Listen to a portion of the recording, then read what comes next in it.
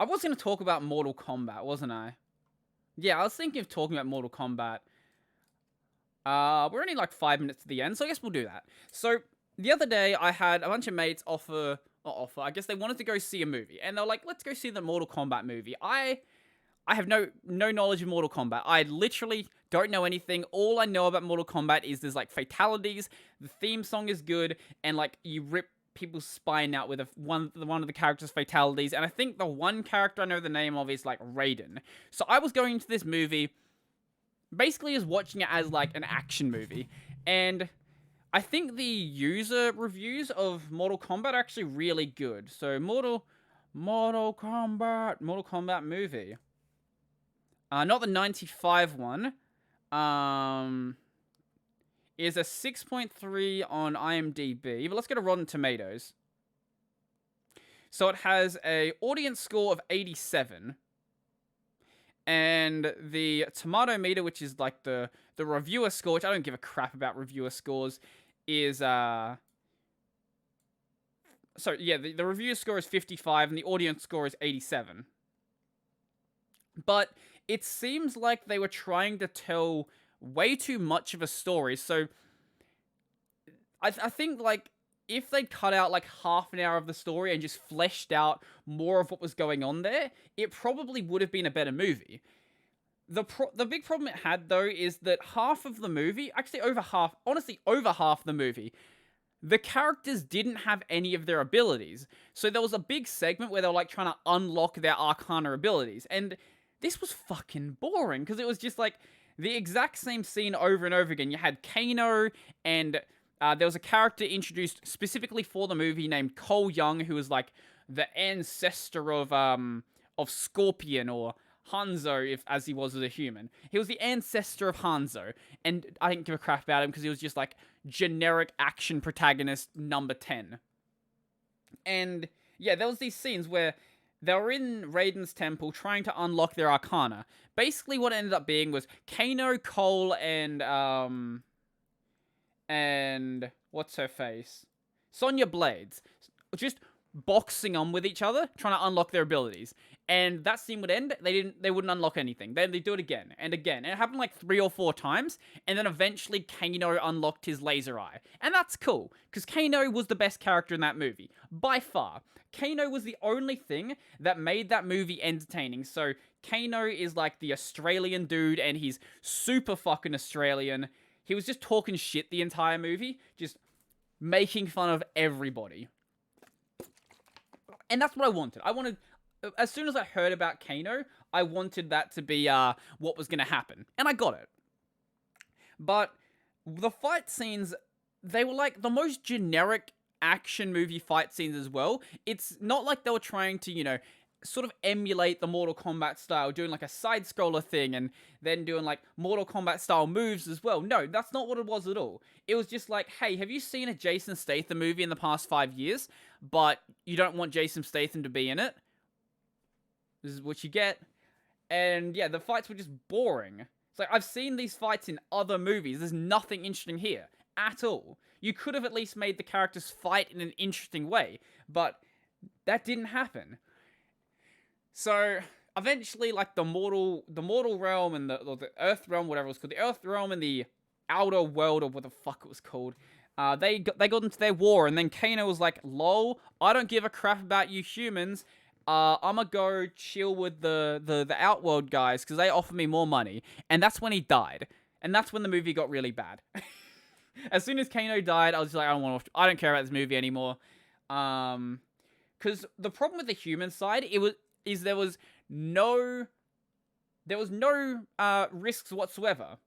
Like, only one dude on the human side died, and that was like Hat Dude. I don't care what his name is. He picks up the hat, he throws the hat at people. Yeah, whatever the fuck his name was. He was the only dude on the human side who died. Everybody on the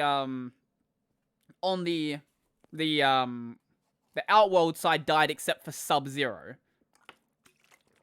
Actually, no, Sub-Zero even died. Yeah, Sub-Zero died because Scorpion killed him. So, the one good fight scene this movie did have that actually did take advantage of the fact that you had Mortal Kombat characters was the So the movie started off with a fight between Hanzo and Behen, who then later on became Scorpion and Sub-Zero respectively. And that was the first fight of the movie. It was set like back in the past before before any of the Mortal Kombat, before any of like the modern Mortal Kombat stuff went down. It was set in like ancient Japan. And that was awesome. And that's sort of like the thing they brought back together. Then to the end of the movie, you had the fight between then Scorpion and Sub-Zero. And that was fun because they were all like Scorpion and Sub-Zero were fighting with their abilities. Scorpion like throw out his like spiky thingy that grabs into things. You had Sub-Zero using the ice abilities. Scorpion was like throwing fireballs and shit. Like that was fun. That was what the movie could have been if they just skipped all that Arcana bullshit and was just like, yes, all of these people already have their abilities. Just fucking go from here. So maybe if there's a second movie, it'd be better. But I don't expect it to get one because it was shit. It was so fucking boring. Let's see. What else did we have that was wrong with it? Oh yeah, also Cole is just a character that I don't care about at all. Like, there was a bunch of the movie that was, like, focused on Cole and his family, and it's like, I don't give a crap about your family. Like, Cole's like, oh yeah, I don't want to save, I don't want to, like, care if the world's gonna be destroyed or something. I don't want to fight these demons. I'm gonna, like, go home. It's like, Cole, what are you doing right now?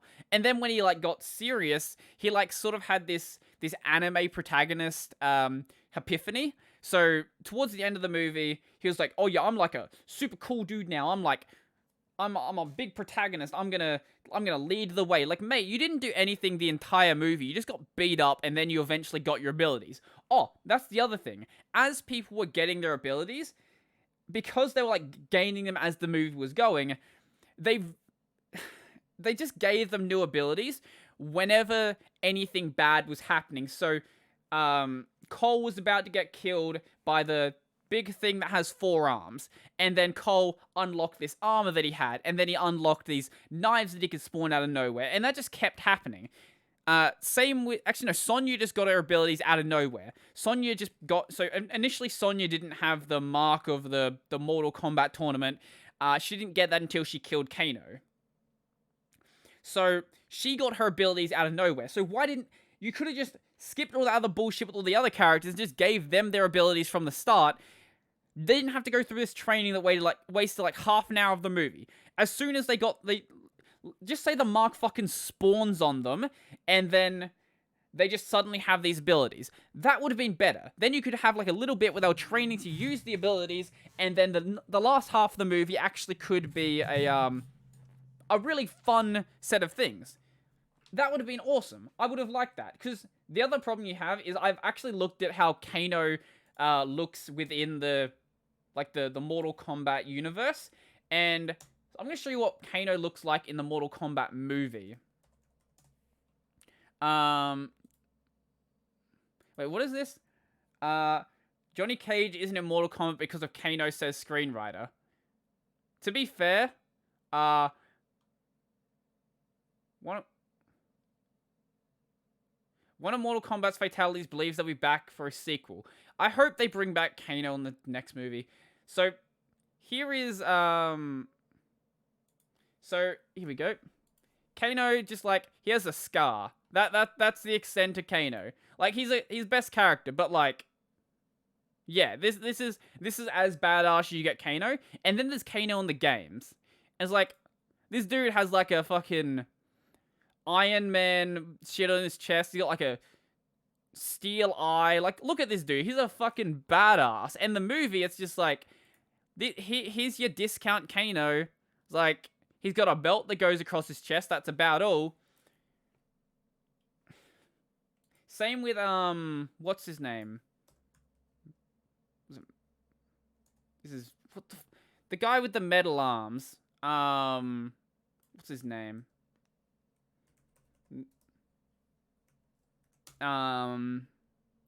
Jax, that's it. Here we go. Here's Jax in the movie. Like, his arms aren't that that bad. She's like, oh yeah, well, okay, when he initially got the arms, like, they were, like, really weak arms. Like, here's his arms at that point. It's like, oh yeah, they're pretty cool. And then we have Jax in, like, the game. It's like, this dude's, like, got these massive fucking arms. Like, look at this dude. He looks way cooler in the games. I think a part of this movie that could have been done better. Here's how they could have improved it. Scrap the Arcana bullshit. Give them all their abilities from the start. And then, before they go and actually fight everyone, then you make them look like they're actually from the games. You give them their badass costumes. You give Jax his, like, absolute fucking god arms here. You give, you give Kano his, like, thing on his chest. And you give Sonya her, like... Actually, Sonya's probably the most boring looking character, to be honest. Sonya just, like, wears, like, an outfit. Yeah, here you go. Sonya's just, like, a chick with clothes on. So, her costume's fairly easy. Instead of doing all that other bullshit, just make them look like they're from the games and, like, give them their badass costumes. That would be so much better. Because Scorpion, Raiden, and Sub-Zero, with I guess also some of the Outworld character, yeah, Scorpion and the Outworld characters. No, Scorpion, Raiden, and the Outworld characters. Yeah, there we go. Scorpion, Raiden, the Outworld characters all look like they were from the games. Scorpion especially. Scorpion was actually, like, he looked pretty badass. Here we go. Mortal Kombat Scorpion. No, Scorpion movie.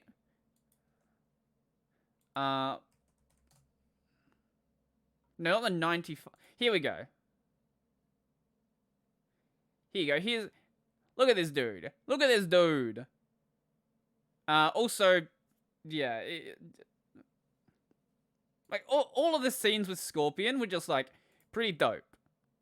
And I think they not the 95 one. They got Scorpion looking pretty awesome. Scorpion game. Yeah, here we go.